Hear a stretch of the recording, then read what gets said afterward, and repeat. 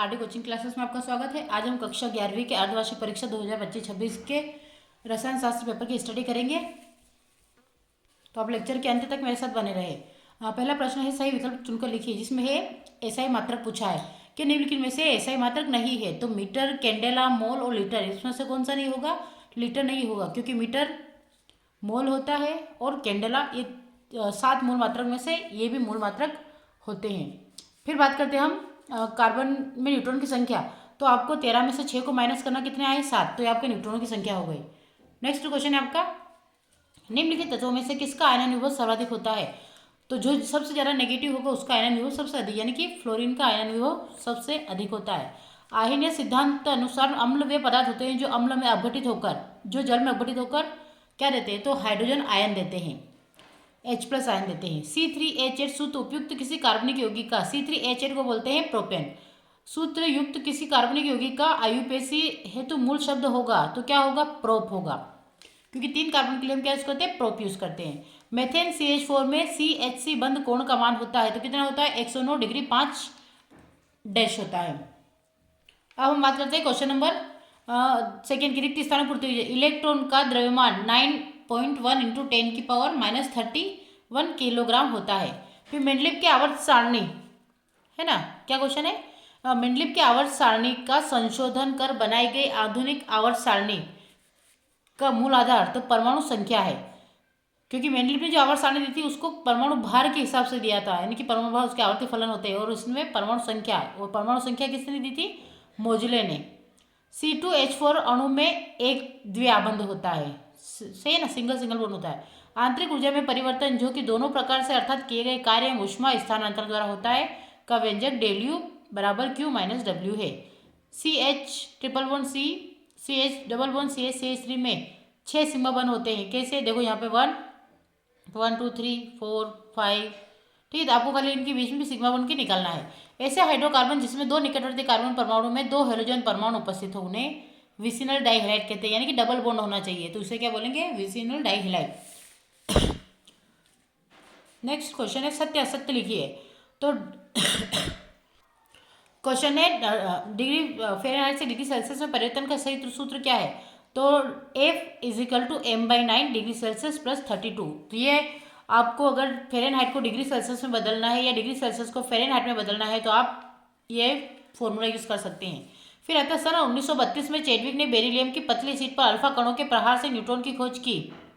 ठीक है, क्या है कि 1932 में चैडविक ने बेरिलियम की पतली शीट पर अल्फा कणों के प्रहार से न्यूट्रॉन की खोज की थी, तो ये भी सत्य है। NH3 पर sp3 संकरण होता है, वह आकृति त्रिकोणीय पिरामिड होती है, तो ये भी सत्य है। दहन में दहन ऊष्मा ΔH का मान सदैव धनात्मक होता है, असत्य। फिर आता है CH2 CH2 CH3 में पहले कार्बन का संकरण sp3 है, नहीं sp2, क्योंकि देखो डबल सिंगल डबल, तो यहाँ पे डबल बॉन्ड है इसलिए होगा sp2 संकरण होगा। ये sp3 ये sp3, लेकिन ये जो होगा ये कार्बन क्या होगा? sp2 कार्बन होगा। एल्किन में ज्यामितीय समवेता पाई जाती है, तो सत्य है, एल्किन में ज्यामितीय समवेता पाई जाती है। नेक्स्ट क्वेश्चन है, सही जोड़ी। परमाणु द्रव्यमान, तो परमाणु द्रव्यमान क्या होगा? ये इसमें से निकालेंगे, है ना, परमाणु द्रव्यमान। कार्बन 12 6, ठीक है, तो कार्बन का परमाणु द्रव्य, ये कार्बन का परमाणु द्रव्यमान कितना? 12 होता है। पी ब्लॉक, अब पी ब्लॉक के लिए क्या होगा? तो पी ब्लॉक के अंतर्गत नाइट्रोजन आता है ना, ये नाइट्रोजन पी ब्लॉक परिवार का तत्व है। फिर बोर्न-हेबर चक्र,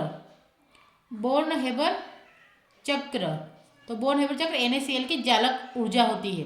फिर C3H6, तो C3H6 को क्या बोला जाता है? तो एल्किन बोला जाता है, क्योंकि इसमें डबल बॉन्ड लगता है। जैसे यहाँ पे आप स्ट्रक्चर बनाएंगे तो आपने कितना बनाया? 1 2 और 3 कार्बन बनाया, तो यहाँ पे देखिए 1 2 3 और इधर 1 2 और 3, आपके पास 3 हाइड्रोजन है। अब यहाँ पे देखिए, तो इस प्रकार से आपके कितने? 6 हाइड्रोजन हो गए। अब यहाँ पे बचा है आपका, तो या तो आप इस प्रकार से कर लेंगे, इसको क्या करेंगे? एक हाइड्रोजन यहाँ पे, एक हाइड्रोजन यहाँ पे, फिर एक हाइड्रोजन। अब क्या बचा? तो यहाँ पे आप क्या लगा देंगे?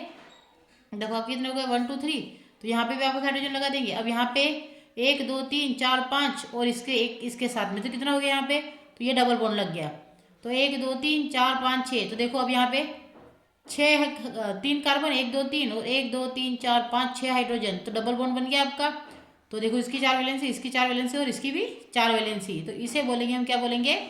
एल्किन। ये एल्किन का फॉर्मूला है, और एल्किन के लिए हम 8 यूज़ करते हैं, तो बस यहाँ पे तो 3 ऊपर 3 नीचे 6 और 2 आगे पीछे 8 हो जाते हैं। ठीक है। नेक्स्ट क्वेश्चन, एक शब्द वाक्य में उत्तर दीजिए। CO2 के लिए मोलर द्रव्यमान परिकलित कीजिए। तो CO2 के लिए मोलर द्रव्यमान कितना होता है, तो ये होता है 44.01। तो CO2 के लिए मोलर द्रव्यमान का परिकलन करके मैं बता देती हूँ आपको। तो आप ये देख लीजिए, जैसे आपको दिया गया है CO2, तो यहाँ पे इसका AMU मोलर द्रव्यमान निकालेंगे। तो कार्बन का कितना दे रखा है, कार्बन का होता है 12 और ऑक्सीजन का कितना होता है 16। अब यहाँ पे ऑक्सीजन कितना दे रखा है आपको, 2 दे रखा है CO2 में। तो देखिए ये कितना होता है 12 और 16 दूनी 32, तो 32 प्लस 12 कितना हो रहा है 4 और ये 4 44, तो कितना आ जाएगा 44 AM। तो 4 पॉइंट, ठीक है, 44 ग्राम प्रति मोल आएगा।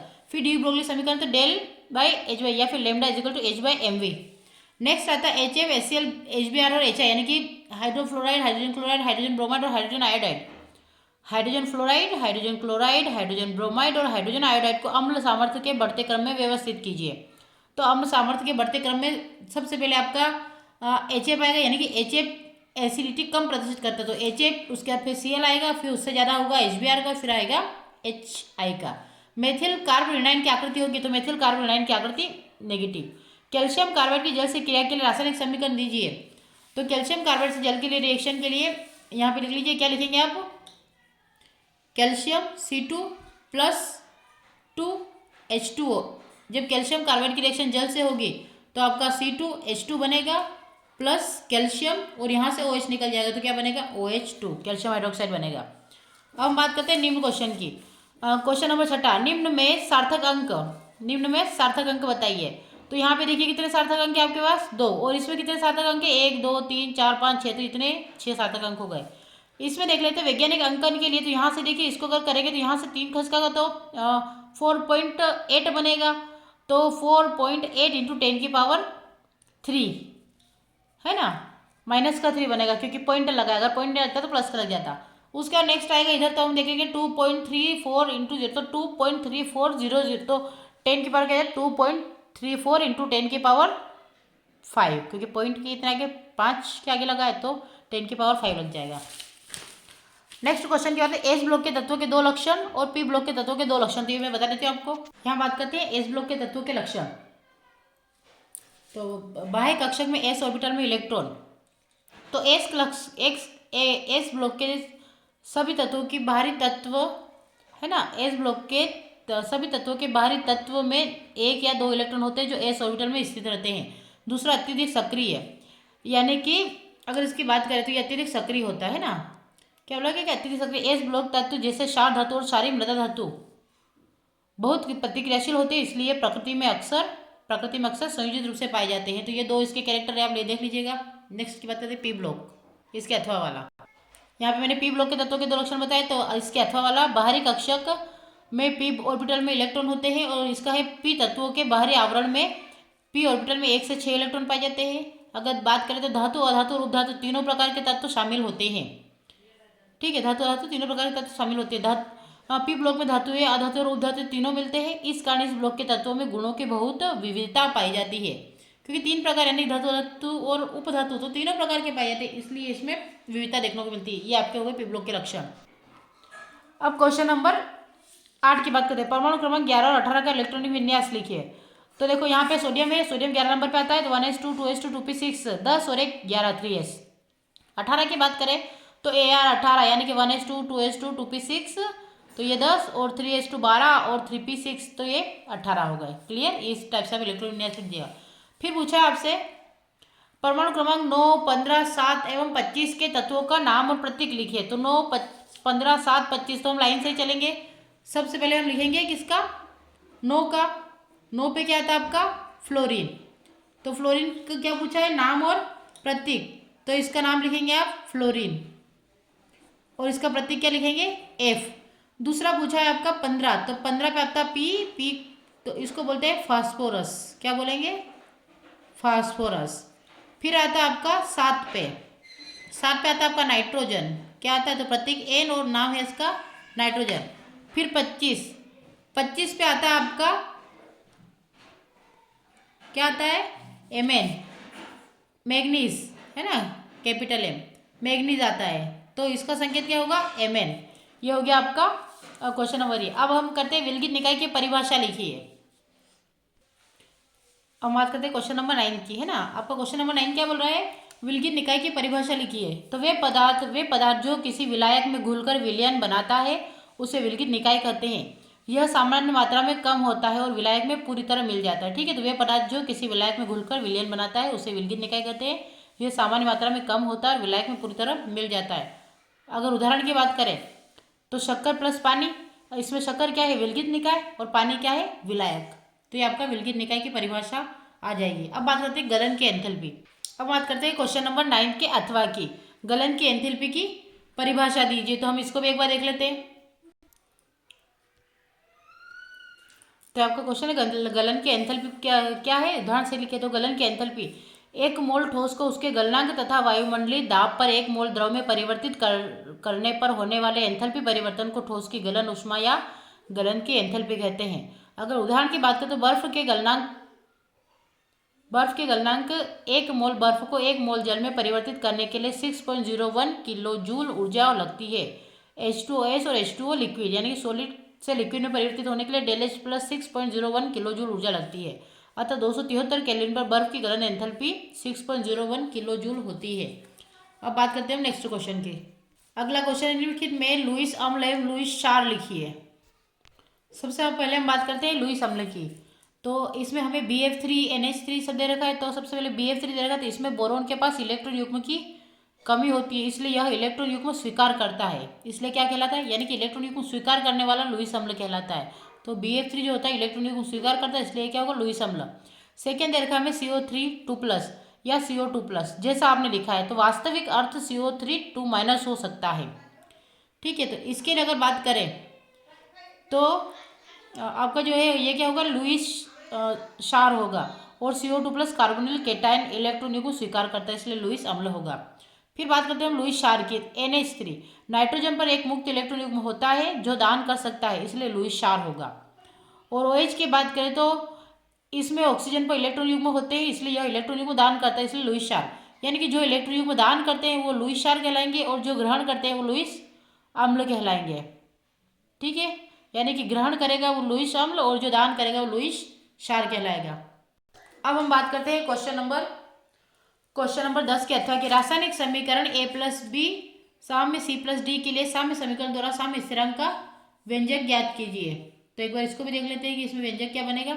ठीक है, हम सामान्य समीकरण का उदाहरण लेंगे। तो किसी भी रासायनिक अभिक्रिया को सामान्य रूप से इस प्रकार लिख सकते हैं, A+B, तो ये रिएक्टेंट हो अभिकारक हो जाएंगे और ये हमारा C+D उत्पाद हो जाएंगे। तो A और B अभिकारक होगा और C और D क्या होगा, आपका उत्पाद होगा। अब सामान्य समीकरण का विन्यास, तो A plus BB dot C plus, ठीक है, इस टाइप से। तो यहाँ ABCD स्टोइकियोमेट्रिक गुणांक है ना, गुणांक है जिन्हें समीकरण संतुलित करने के लिए प्रयोग किया जाता है। क्या है, यहाँ पर ABCD स्टोइकियोमेट्रिक गुणांक है जिन्हें समीकरण संतुलित करने के लिए प्रयोग किया जाता है। ये साम्य स्थिरांक का व्यंजक हो जाएगा, है ना। अब उसने ये पूछा साम्य स्थिरांक किस, साम्य स्थिरांक का व्यंजक, तो साम्य स्थिरांक का सामान्य व्यंजक क्या है, यदि कोई अभिक्रिया इस प्रकार हो, जैसे A+B और साम्य C+CD DD, तो साम्य स्थिरांक का व्यंजक क्या होगा, K = CC, फिर D की कैपिटल D की स्मॉल d, फिर कैपिटल A की पावर स्मॉल a और कैपिटल B की पावर स्मॉल b। तो यहाँ पे अगर बात करें तो यहाँ पर ABCD हमें दे रखा है। तो ABCD अभिकारक व उत्पादों की संतुलन अवस्था में सांद्रता है। ABCD स्टोइकियोमेट्रिक गुणांक होगा। KC सांद्रता पर आधारित साम्य स्थिरांक होगा, है ना, KC, और KP क्या होगा, दाब पर आधारित साम्य स्थिरांक होगा। तो ये आपका हो जाएगा पूरा इसका व्यंजक, तो आप लिख लीजिएगा। ठीक है, अब बात करते हैं क्वेश्चन नंबर 11, स्थिति समवायता को उचित उदाहरण सहित परिभाषित कीजिए। क्या पूछा है, स्थिति समवायता को उचित उदाहरण द्वारा परिभाषित कीजिए। अब हम बात करते हैं क्वेश्चन नंबर 11 के अथवा की स्थिति समवायता, है ना, स्थिति समवायता को उदाहरण सहित लिखिए। तो इसका आंसर आ जाएगा कि समान कार्बन श्रृंखला। ठीक है, क्या पूछा है, पोजिशनिंग, तो positioning isomeric with suitable example. तो ये आपको स्थिति की जगह स्थान भी पूछ सकते हैं, है ना। यहाँ पे स्थिति लिखा है लेकिन स्थिति को हम क्या बोलते हैं, स्थान समवायता भी बोलते हैं। तो आप यहाँ पे लिख लीजिएगा स्थिति के स्थान पे यहाँ पे क्या लिख रहे हैं, स्थान। तो कभी कभी हम क्या होता है, कन्फ्यूज हो जाते हैं। तो स्थिति को स्थान बोलते, स्थान समवायता भी पूछा जाता है। तो स्थान समवायता, समान कार्बन श्रृंखला में प्रतिस्थापियों के भिन्न भिन्न स्थान ग्रहण करने के कारण स्थान समवायता उत्पन्न होती है। अर्थात प्रतिस्थापित परमाणु या समूह कार्बन के अलग अलग कार्बन परमाणु से जुड़ा रहता है, जैसे एन प्रोपिल क्लोराइड तथा N2 क्लोरोप्रोपेन स्थान समवायता का एक सरल उदाहरण है। C3H7Cl प्रोपिल क्लोराइड के दो स्थान समावयवी है। अब इसको कुछ एग्जाम्पल दोनों देख लेते हैं, है ना। दोनों एग्जाम्पल को अच्छे से देखते हैं हम। पहले क्या देखा, CH3 CH2 CH2 Cl, यानी कि उसको क्या बोलेंगे 1 क्लोरोप्रोपेन, क्योंकि पहली पोजीशन पे क्लोरीन लगा है तो इसको 1 2 3, तो 1 क्लोरोप्रोपेन बोले या फिर N प्रोपिल क्लोराइड भी बोल सकते हैं, क्योंकि नॉर्मल प्रोपिल है। फिर इधर देखते हैं, तो देखो दूसरी पोजीशन पे लगा था, अगर इधर से 1 2 3 तो इधर से भी 1 2 3, तो 1 2 3 पोजीशन पे ले लेते हैं, तो 2 पोजीशन पे क्लोर लगा तो 2 क्लोरोप्रोपेन बोलेंगे या फिर आइसोप्रोपिल बोलेंगे, आइसोप्रोपिल क्लोराइड। फिर आता है प्रोपेनॉल के बारे में बात करते हैं, तो C3H7OH होता है, यानी कि इसको प्रोपेनॉल के भी दो स्थान समावयवी, स्थान समावयवी यानी कि स्थान के स्थान पर, जैसे यहाँ पर हमने पहली पोजीशन पे लगाया, यहाँ पे दूसरी पोजीशन पे लगाया, तो दोनों के स्थान चेंज हो गए ना, बाकी नाम तो सेम है। इसको 1 क्लोरोप्रोपेन बोलेंगे, इसको 2 क्लोरोप्रोपेन बोलेंगे।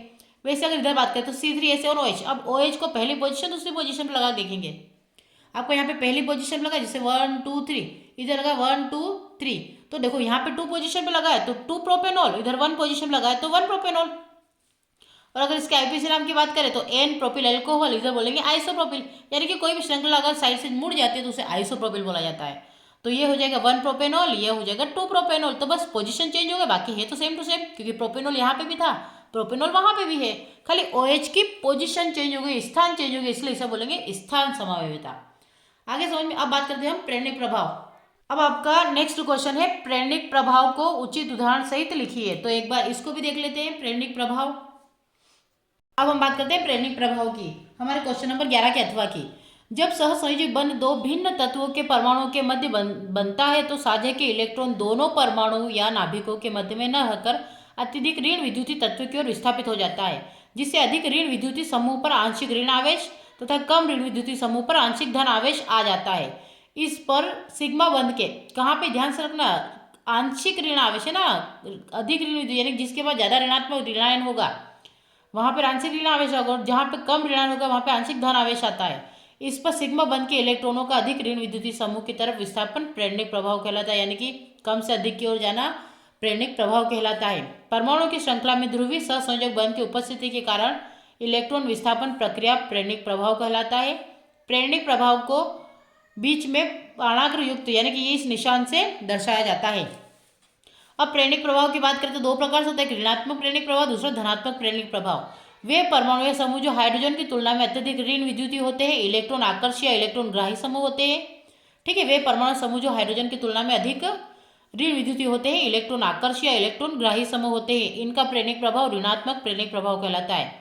जैसे आपको इस प्रकार दे रखा है, जैसे प्लस NR3 फिर NR2 NH3, यानी देखो पहली पोजिशन यहाँ पे डबल, यहाँ पे कितने 3 प्लस ग्रुप लगे, फिर 2 लगा है, फिर 3 हाइड्रोजन, फिर माइनस का NO2, फिर SO2, फिर साइनाइड, फिर तो ये क्रम चलता है। जैसे फिर फ्लोरीन नेगेटिव आ जाएगा, फिर इससे कम क्लोरीन होता है, फिर क्लोरीन से कम ब्रोमीन होता है, ब्रोमीन से कम आयोडीन होता है, फिर OH होता है, फिर C6H5 होता है, एल्केन ग्रुप होता है।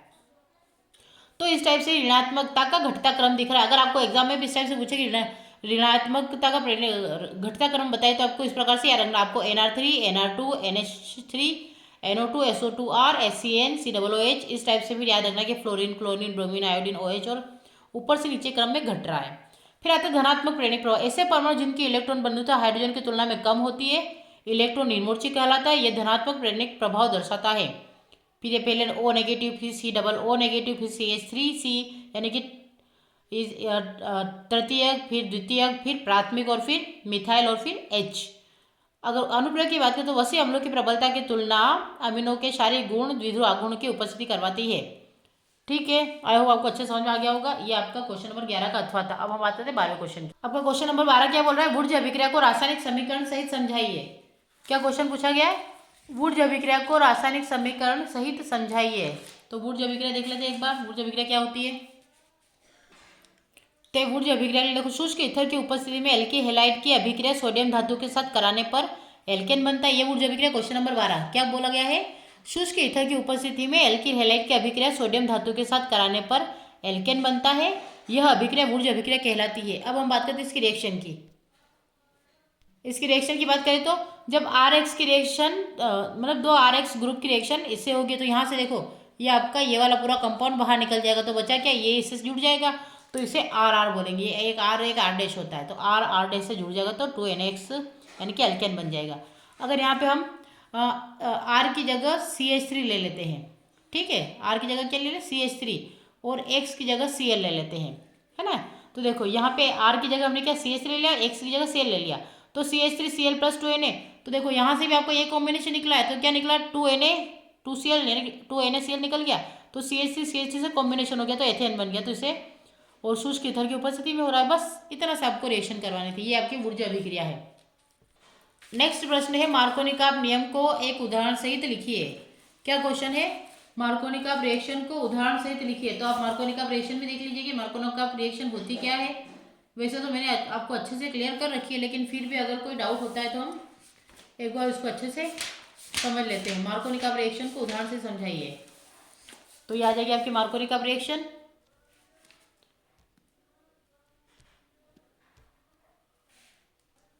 इसे बोलेंगे मार्कोनिक reaction.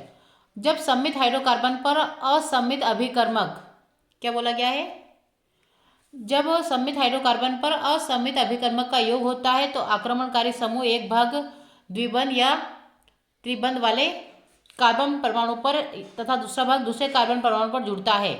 CH3 CH double bond CH CH3 plus HCl। तो यहाँ पे देखिए अब यहाँ पे दोनों टाइप से बता रखा है, यहाँ से HCl को जोड़ना है।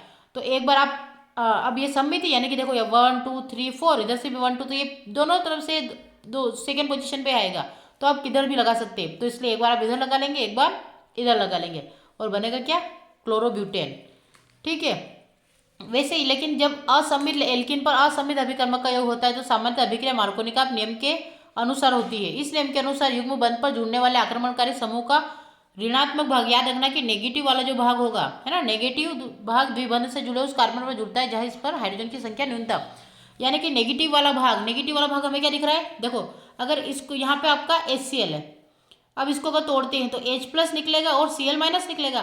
तो जो H प्लस होगा है ना, तो ये जो Cl माइनस, तो नेगेटिव वाला जो यानी कि जो जहाँ पे कम हाइड्रोजन होगी वहाँ पे Cl जुड़ेगा और जहाँ पे अधिक हाइड्रोजन होगी वहाँ पे H जुड़ेगा। तो अब हम बात करते हैं इसके एग्जाम्पल की। देखो यहाँ पे क्या दिया गया है, जैसे ये यहाँ पे दिया गया 1 2 3 यानी कि 3 ही दे रखे और यहाँ पे आपको डबल बॉन्ड दे रखा है ना। अब यहाँ से जब बॉन्ड टूटेगा तो यहाँ पे हाइड्रोजन लगेगा और यहाँ पे क्या लगेगा, Cl लगेगा, है ना। क्योंकि हमने क्या बोला कि जहाँ पे न्यून हाइड्रोजन होगा तो न्यू, यहाँ पे हाइड्रोजन कम, यहाँ पे अधिक है, तो हमें जोड़ना कहाँ है, Cl को कम हाइड्रोजन वाले पे जोड़ना है। तो क्या लगेगा ये, तो ये वाला आपका बनेगा 2 क्लोरोप्रोपेन मुख्य उत्पाद बनेगा। और ये अल्प यानी कि अगर इसकी बात करें तो ये आपका बनता है 80% और ये बनता है आपका 20%, टोटल 100%।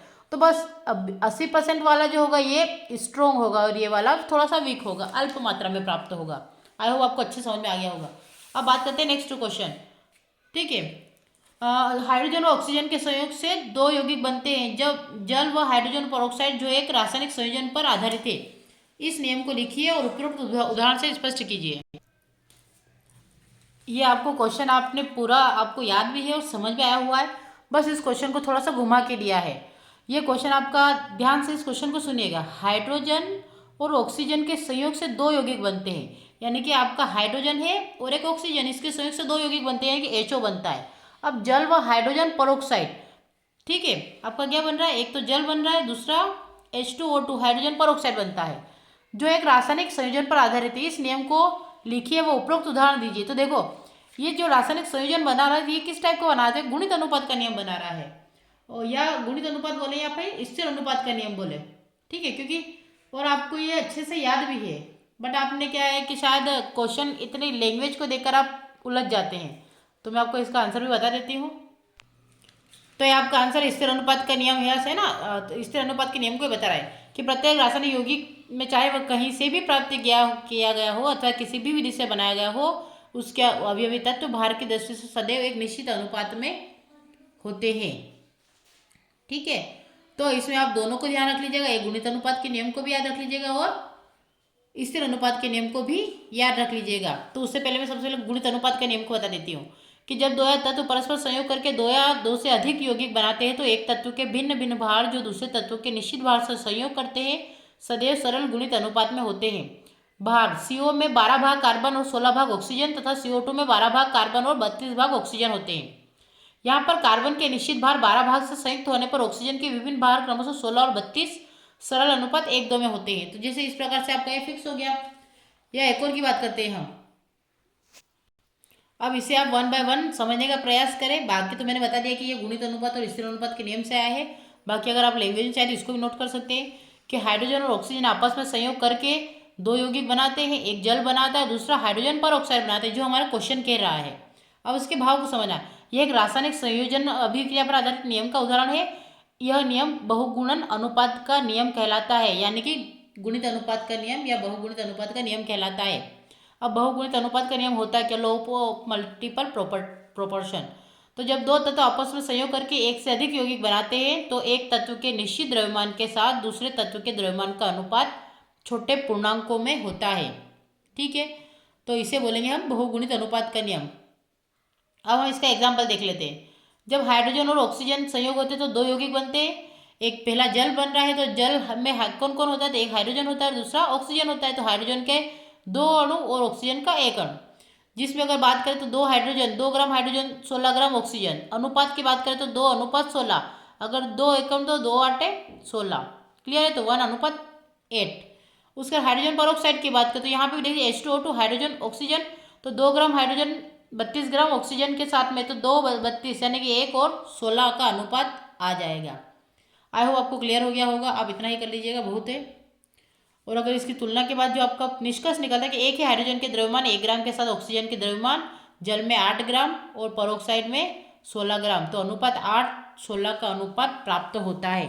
ठीक है, तो एग्जामिनर आपको इस प्रकार से घुमा के भी क्वेश्चन दे सकते हैं, तो आप थोड़ा सा सजग रहे, सतर्क रहे।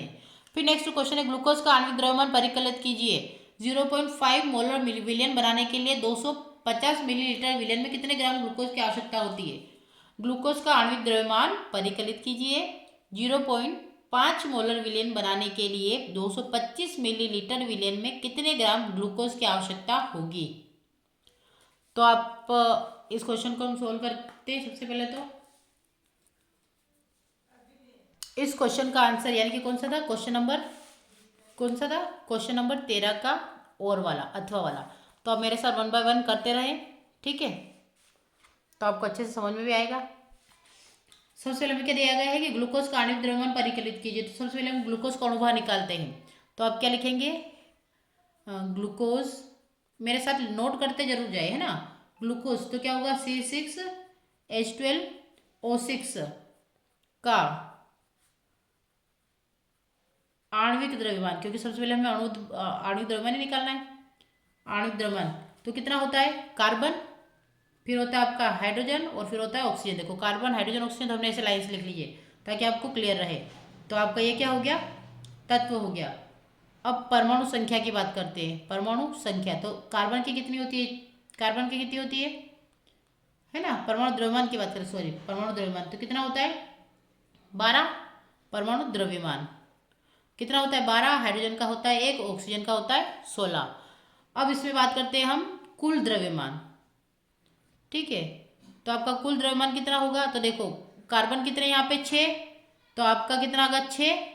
उसके बाद हाइड्रोजन कितना आपका? 1, और ऑक्सीजन कितना आपका? हाइड्रोजन आपके 12 और ऑक्सीजन कितने हैं आपके? 6। तो देखो यहाँ पे कितना है? 12 से मल्टीप्लाई कर दो। यहाँ पे कितना है? तो इसका भी 1 से मल्टीप्लाई कर दो, और यहाँ पे कितना है? तो 16 से मल्टीप्लाई कर दो। तो 16 जब 12 की टेबल 6 बार, तो 12 12 24 12 36 12 48 12 60 12 6 72, फिर 12 का 12 एकम 12, फिर 16 की टेबल बोलो तो 16 छंग 96। आप टेबल बोल लीजिएगा, एक ही टेबल में सिखाने के लिए नहीं बैठी आपको, है ना। तो आप थोड़ा सा देख लीजिएगा। तो अब आपका टोटल कितना हो गया? 72 + 12 + 96। ठीक है, ये कुल द्रव्यमान इस प्रकार से आप लिखिए, क्योंकि मैं लैंग्वेज बना के लिख रही हूँ। तो कितना हो जाएगा आपका? 6 4 10 की 0 9 और 1 10 और 11 11 और 7 कितने होते हैं? 18। तो हो गया 180 AMU। ठीक है, ये आपने ग्लूकोज का आणविक द्रव्यमान निकाले। और क्वेश्चन ने ये पूछा था कि ग्लूकोज का आणविक द्रव्यमान परिकलित कीजिए। सबसे पहले उसने ये पूछा कि ग्लूकोज का आणविक द्रव्यमान तो हमारा यहाँ तक हो गया है, और उसने पूछा 0.5 मोलर विलियन बनाने के लिए 250 मिलीलीटर विलियन में कितने ग्राम ग्लूकोज की आवश्यकता होगी। तो अब हम बात करते हैं आगे की, है ना, इसके आगे की बात करते हैं।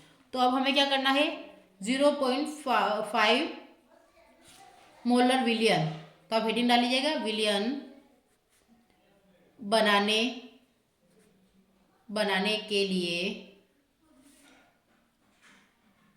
के लिए आवश्यक ग्लूकोज, है ना, बनाने के लिए आवश्यक ग्लूकोज। तो हमें क्या क्या दिया गया है, हमें मोलरता कितनी दी गई है ना, हमें दिया है, क्या क्या दिया है, तो मोलरता कितनी दी है हमें 0.5 m या मोल प्रति लीटर। और विलियन का आयतन कितना बताया गया है, ये भी हमें दिया गया, विलियन का आयतन को 20 से प्रेजेंट करते हैं, तो हमें कितना दिया गया है 225 ml, 225 है ना, ठीक है, कितना दिया गया है 250 दिया गया है, कितना दिया गया है 250 ml दिया गया है। अब नेक्स्ट आता है, तो इसको हम ऐसे लीटर में कन्वर्ट करने के लिए क्या करें, 0.25 है ना, 250 लीटर में कन्वर्ट कर लेंगे। फिर नेक्स्ट आता है ग्लूकोज का मोलर द्रव्यमान, तो ग्लूकोज का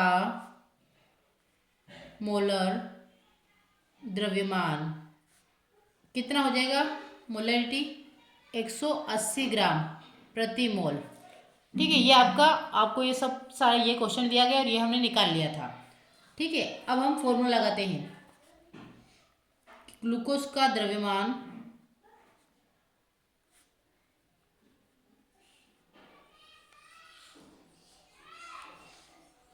तो हम फॉर्मूले में वैल्यू पुट करेंगे, द्रव्यमान बराबर, है ना, हमें ये पूछा, क्या पूछा क्वेश्चन में कि कितने ग्राम ग्लूकोज की आवश्यकता होगी,